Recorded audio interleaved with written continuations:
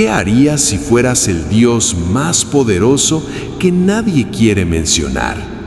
Si gobernaras el reino más grande del cosmos, pero todos te temieran y evitaran. Hoy vamos a conocer a Hades, el señor del inframundo, el dios más incomprendido de la mitología griega. No era el dios de la muerte, era el dios de los muertos. Y hay una diferencia enorme. Mientras Zeus gobernaba el cielo y Poseidón los océanos, Hades reinaba sobre un territorio que eventualmente recibiría a todos, mortales, héroes, incluso dioses. Su historia es oscura, solitaria y culmina con uno de los raptos más controversiales de la mitología: el secuestro de Perséfone, la diosa de la primavera, que se convertiría en su esposa y en la reina del reino de los muertos. Esta es su historia. Hades nació como el primer hijo varón de Cronos y Rea, lo que lo hacía el hermano mayor de Zeus, Poseidón, Deméter, Hestia y Hera. Pero ser el primogénito no le trajo ninguna ventaja. De hecho, lo convirtió en la primera víctima. Cronos, aterrado por una profecía que decía que uno de sus hijos lo destronaría, tomó al bebé Hades y se lo tragó entero. Hades pasó años atrapado en la oscuridad del estómago de su padre, consciente pero impotente, esperando en las tinieblas. Algunos dicen que esos años de oscuridad moldearon su personalidad: paciente, calculador, cómodo en las sombras. Fue el primero en ser tragado, pero sería el último en ser liberado cuando Zeus finalmente hizo vomitar a Cronos. Y desde ese momento, Hades siempre sería el que espera. Después de la titanomaquia, la guerra de 10 años contra los titanes, los 3 hermanos victoriosos se dividieron el cosmos. Pero, ¿cómo decidir quién gobernaría qué? Echaron suertes, literalmente. El destino del universo se decidió por azar. Zeus sacó el cielo y se convirtió en el rey de los dioses. Poseidón obtuvo los mares y Hades recibió el inframundo, el reino de los muertos. La tierra sería territorio neutral. Imagina cómo debió sentirse Hades. Mientras sus hermanos gobernaban reinos llenos de vida, belleza y adoración, él heredó un reino de sombras, silencio eterno y almas que no querían estar allí. Los mortales lo temían tanto que ni siquiera pronunciaban su nombre, llamándolo el rico o el invisible para no atraer su atención. Pero Hades aceptó su destino sin quejarse. Se marchó al inframundo, construyó su palacio en las profundidades más oscuras y comenzó a gobernar el reino más grande del cosmos. Porque hay una verdad inevitable: todos mueren y todos terminaban en su reino. Hades no necesitaba adoración, tenía certeza absoluta: tarde o temprano, todos serían suyos.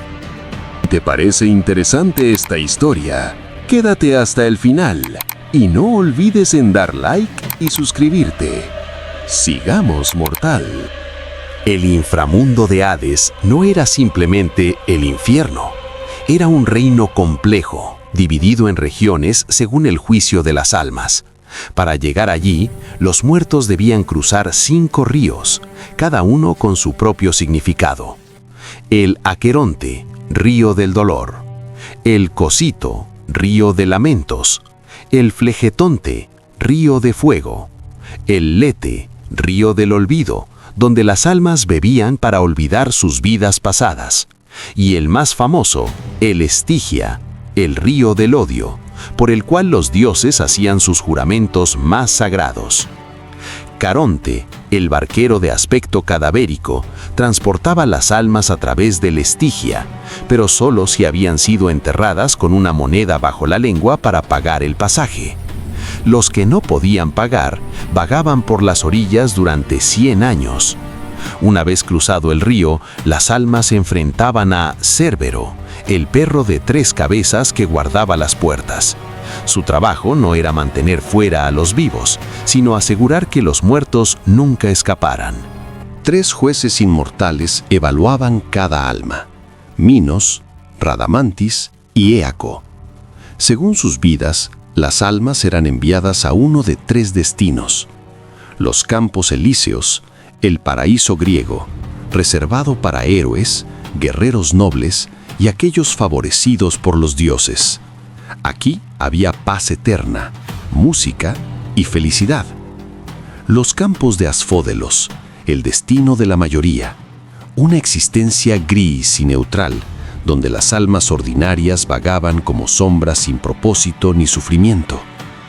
Y el Tártaro, la prisión más profunda, donde los malvados sufrían castigos eternos. Aquí estaban Tántalo, eternamente hambriento y sediento, Sísifo, empujando su roca eternamente, y las Danaides, llenando jarras sin fondo. El Tártaro era tan profundo que un yunque tardaría 9 días en caer desde la superficie hasta su fondo. Hades gobernaba todo esto con mano de hierro, pero justa. No era cruel por naturaleza, solo absolutamente inflexible. Las reglas eran las reglas. Los muertos pertenecían a su reino y allí se quedaban.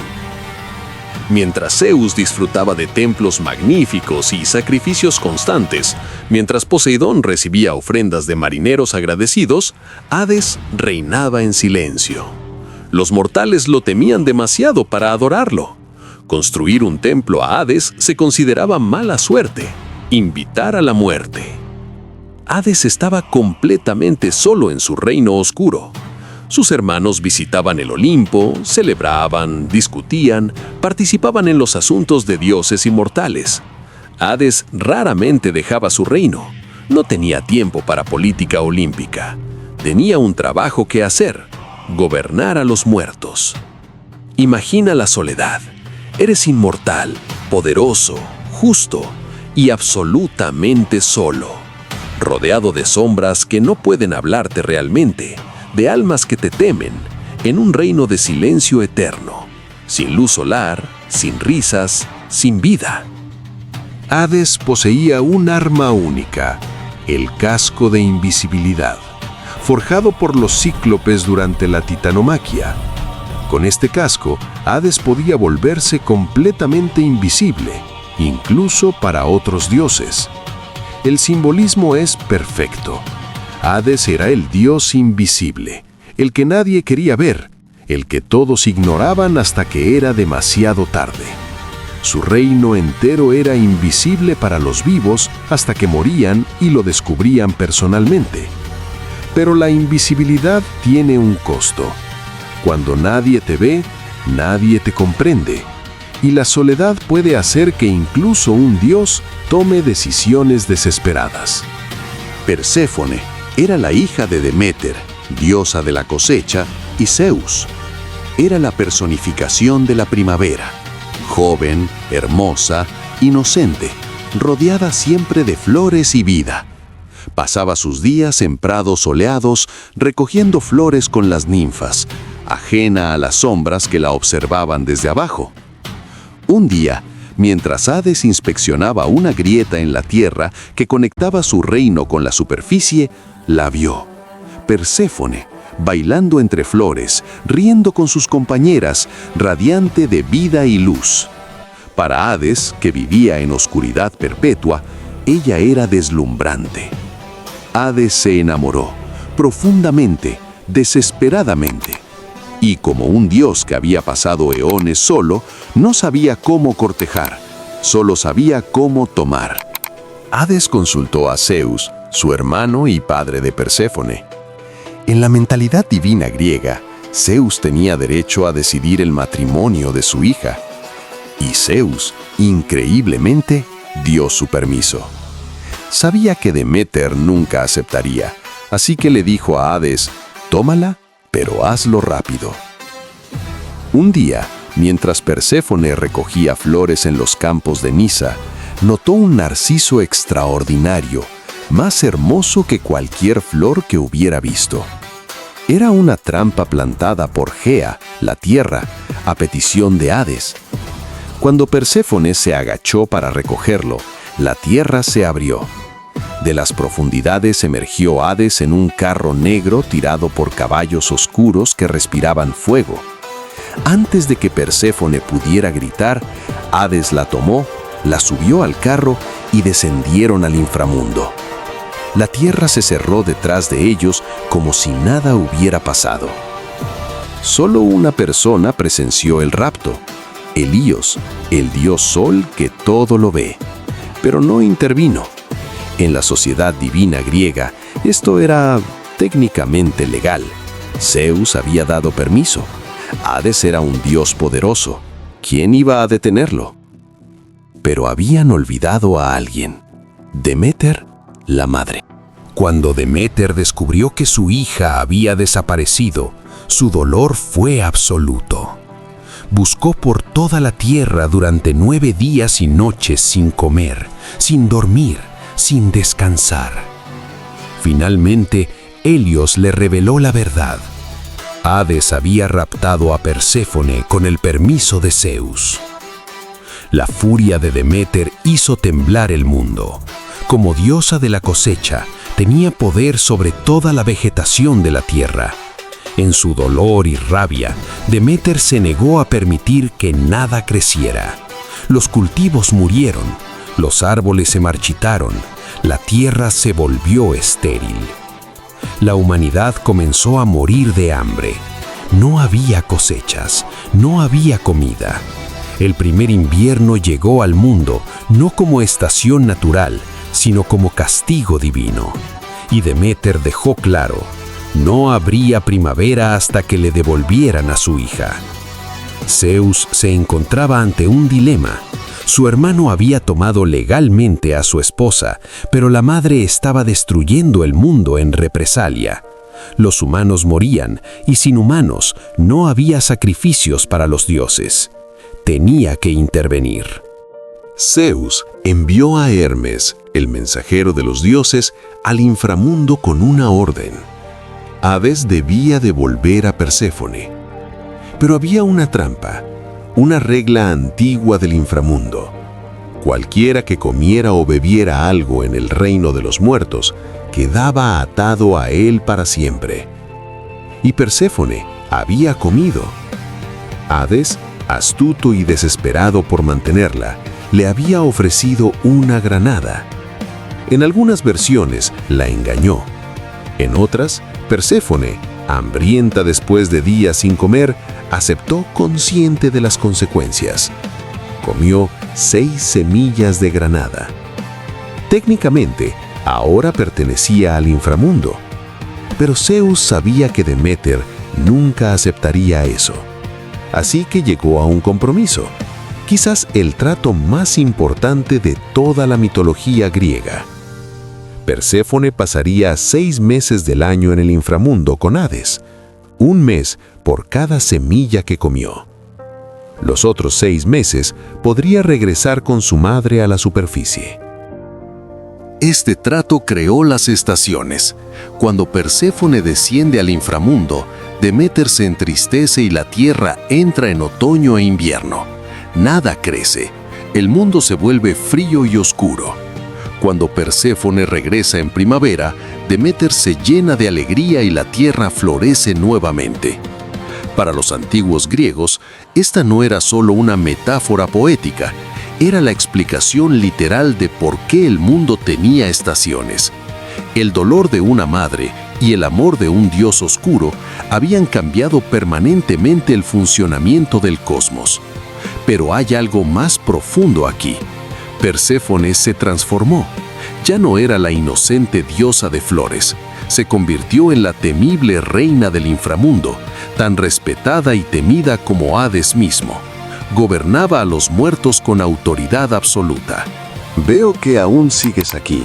Te agradecería un me gusta y dar en suscribirte. Sigamos con la historia. Aquí está la pregunta que los estudiosos debaten durante milenios. ¿Llegó Perséfone a amar a Hades? Algunas versiones sugieren que sí, que encontró poder y propósito como reina del inframundo. Otras historias muestran un matrimonio de respeto mutuo, sino de pasión. Lo que sabemos es que Hades, a diferencia de Zeus y Poseidón, fue completamente fiel a Perséfone. Solo hay 2 historias de posibles infidelidades en miles de años y ambas son disputadas. Era un esposo devoto, aunque la había robado. ¿Hace eso que el rapto esté bien? Absolutamente no. Pero en el contexto de los dioses griegos, donde Zeus tenía incontables aventuras y Poseidón era igualmente promiscuo, Hades se destaca como extrañamente leal. Era un secuestrador, pero también era un esposo fiel en una mitología donde eso era extremadamente raro. A diferencia de sus hermanos, Hades raramente intervenía en asuntos mortales. No tenía aventuras amorosas, no castigaba caprichosamente, no jugaba con las vidas humanas. Su único interés era mantener el orden en su reino. Cuando Sísifo intentó engañar a la muerte, Hades personalmente se aseguró de que su castigo fuera eterno. Cuando Orfeo descendió al inframundo para recuperar a su esposa Eurídice, Hades y Perséfone le dieron una oportunidad, algo que raramente hacían. Solo le pidieron una cosa: no mirar atrás hasta llegar a la superficie. Orfeo fracasó, por supuesto, pero el punto es que Hades fue justo. Dio la oportunidad. Las reglas existían por una razón y se aplicaban por igual a todos. Uno de los títulos de Hades era Plutón, que significa el rico. No era metafórico. Hades controlaba todas las riquezas bajo la tierra: oro, plata, piedras preciosas, metales. Todo lo que los humanos minaban pertenecía a su dominio. Era literalmente el dios más rico del cosmos. Pero ¿de qué servía la riqueza sin nadie con quien compartirla? Hasta que llegó Perséfone, Hades tenía todo el oro del mundo y estaba completamente solo. La historia de Hades es la historia del hermano olvidado, del dios que hizo su trabajo sin quejarse, que gobernó justamente un reino que nadie más quería. Era poderoso, rico, justo y profundamente solo. Su rapto de Perséfone fue moralmente incorrecto, sin duda, pero en su mente retorcida por eones de soledad, probablemente pensó que era la única forma de tener compañía. No justifica el secuestro, pero explica la desesperación. Los griegos antiguos no veían a Hades como malvado, lo veían como inevitable. Austero, sí, inflexible, definitivamente, pero no cruel sin razón. Era el dios de las reglas absolutas en un panteón de caprichos divinos. Y quizás eso es lo más aterrador. Hades no necesitaba ser cruel, solo necesitaba esperar, porque todos, eventualmente, terminarían en su reino. ¿Qué nos enseña la historia de Hades y Perséfone? Primero, que la soledad puede llevar incluso a los más poderosos a tomar decisiones desesperadas y equivocadas. Hades tenía todo excepto conexión humana, y eso lo llevó a cometer un acto que cambió el cosmos para siempre. Segundo, que el deber sin alegría es una forma de prisión. Hades cumplió su rol perfectamente, pero ¿a qué costo? Gobernó el reino más grande con perfecta justicia y fue absolutamente miserable hasta que encontró a Perséfone. Y tercero, que las transformaciones más profundas a menudo nacen del trauma. Perséfone pasó de ser una joven inocente a ser la reina del inframundo, una de las diosas más poderosas y temidas. Su secuestro fue terrible, pero su transformación fue real. No todas las historias tienen finales felices simples. A veces el crecimiento viene del sufrimiento. A veces el amor crece en lugares oscuros. Y a veces la primavera solo es posible porque el invierno existe. Hades nos recuerda que hacer tu trabajo, seguir las reglas y ser justo no siempre te trae felicidad, pero también nos muestra que incluso en la oscuridad más profunda puede florecer algo inesperado. Después de todo, solo en la oscuridad del inframundo pudo florecer la granada que unió al dios de los muertos con la diosa de la primavera. Si te fascinó esta historia oscura del dios más incomprendido del Olimpo, dale like, suscríbete y déjame en los comentarios. ¿Crees que Perséfone llegó a amar a Hades o siempre fue su prisionera? ¿Y qué otro personaje mitológico quieres que exploremos? Nos quedan más historias épicas por contar. Nos vemos en el próximo video.